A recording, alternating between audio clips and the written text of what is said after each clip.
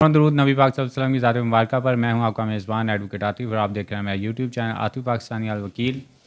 आज मैं जिस लीगल टॉपिक पे बात करने लगा हूं ये फ़ौजदारी मुकदमात के हवाले से है और ये बड़ा अहम जो है वो एक जजमेंट है, इसका हवाला मैं देने लगा हूं अपनी इस वीडियो में। और जितने भी हमारे दोस्त जो है वो फ़ौजदारी प्रैक्टिस करते हैं, नए आने वाले वकला हज़रात ख़ास तौर पे, और हमारे जो व्यूवर्स हैं जो अनफॉर्चुनेटली जिनको अगर ऐसे किसी मुकदमात में सामना किसी चीज़ का करना पड़ता है तो उनके लिए ये काफ़ी मुफीद तर साबित हो सकती है कि अक्सर औक़ात आपने सुना होगा कि, और इस बात पे मैं कई मरतबा मेरी वीडियोस में मैंने अपने ज़िक्र भी किया है कि कानून जब हरकत में आएगा तो तभी आपको कोई ना कोई आपका जो राइट है वो मिल सकेगा, और कानून को जल्द अज़ जल्द जो है वो हरकत में लाना चाहिए, इसमें डिले नहीं करना चाहिए।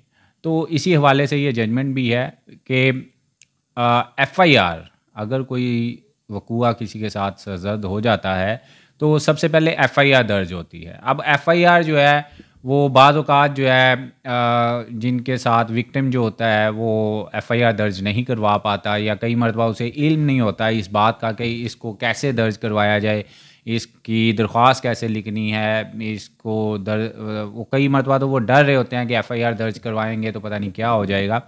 तो ऐसी सूरत हाल में वो कई मरतबा अपना जो राइट उसे मिलना चाहिए वो उससे हाथ धो बैठते हैं। तो होना ये चाहिए कि अगर किसी के साथ कोई वक़ूआ सरज़द हुआ है, चोरी का है, डकैती का है, किसी ने कोई लड़ाई झगड़े का है, तो फ़ौरी तौर पे जो है वो एफ़आईआर दर्ज करवानी चाहिए अपने मुतल्लिका थाने के अंदर।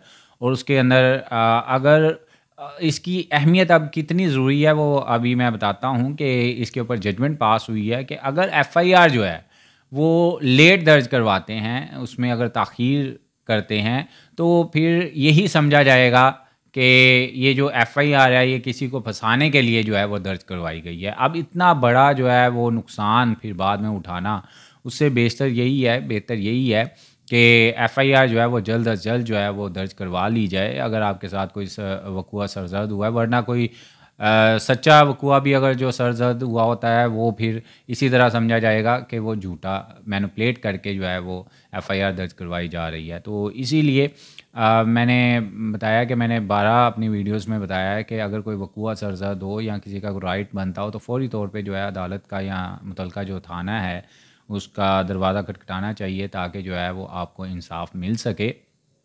वरना जो है वो आप को जो इंसाफ़ जो है वो नहीं मिल सकेगा और अपने राइट्स, अपने कीमती राइट से आप अपना हाथ धो बैठेंगे। तो इसके ऊपर ऑनरेबल सुप्रीम कोर्ट के 3 जजेस जो हैं उनकी ये जजमेंट है। और फ़ौजदारी मुकदमात में अब आप देख लें कि एफ़आईआर अगर लेट दर्ज करवाते हैं तो आपको कितना ख़मियाज़ा भुगतना पड़ सकता है। अगर एफ़आईआर नहीं भी दर्ज होती, कई इस तरह के ऑफेंसेस होते हैं जिनमें लेट एफ़आईआर दर्ज होती है, लेकिन उसके लिए ज़रूरी ये है कि कम अज़ कम आप दरख्वास्त जो है मुतल्लिका थाने में लाजमी फ़ौरी तौर पे दर्ज करवाएँ। रपट में उनके रोज़नामचे में आपकी कोई ना कोई, जब तक आप तहरीरी कोई चीज़ दर्ज वहाँ पे नहीं करवाएंगे तो यही समझा जाएगा कि आप जो है अगर आप 1 दिन का डिले करते हैं, 2 दिन का डिले करते हैं, तो फिर यही समझा जाता है कि ये मैनिपुलेट या किसी को फंसाने के लिए ये एफ़आईआर दर्ज करवाई जा रही है। लिहाजा अगर आपके साथ कोई वक़ूआ सरज़द हुआ है और वो सच पे मबनी है तो फ़ौरी तौर पे एप्लीकेशन जो है वो अपने मुतल्लिका थाने में लाज़मी दें, 15 की कॉल कर लें और डायरी नंबर जो है वो अपनी एप्लीकेशन को लाज़मी लगवाएँ। इसके ऊपर अगर आप डिले करते हैं तो उसके ऊपर मैंने बताया कि ये 3 जजेस की, सुप्रीम कोर्ट के 3 जजेस की जजमेंट है। वह पीएलडी 2019 सुप्रीम कोर्ट पेज 64। अब इसके अंदर कैटेगोरिकली मेंशन कर दिया गया है कि अगर ताख़ीर से कोई एफ़आईआर दर्ज करवाई जाती है तो फिर यही समझा जाएगा, प्रिज्यूम यही किया जाएगा कि ये झूठी एफ़आईआर है और किसी को फंसाने के लिए एफ़आईआर दर्ज करवाई जा रही है। तो ये आप सुप्रीम कोर्ट की जजमेंट मैंने बयान की है, तो इसमें आप देख लें कि ये कितनी ज़रूरी है। ये एक मुख्तसर सी वीडियो थी जो कि मैंने बताया फ़ौजदारी मुकदमात के हवाले से। तो इससे आपको बखूबी अंदाज़ा हो गया होगा कि एफ़आईआर का जल्द अज़ जल्द जो है वो दर्ज करवाना कितना ज़रूरी है, या दरख्वास्त का मुतल्लिका थाने के अंदर जो है वो देना कितना ज़रूरी है। नेक्स्ट किसी लीगल टॉपिक के साथ फिर हाज़िर होंगे। अभी तक के लिए इतना ही। अल्लाह हाफ़िज़।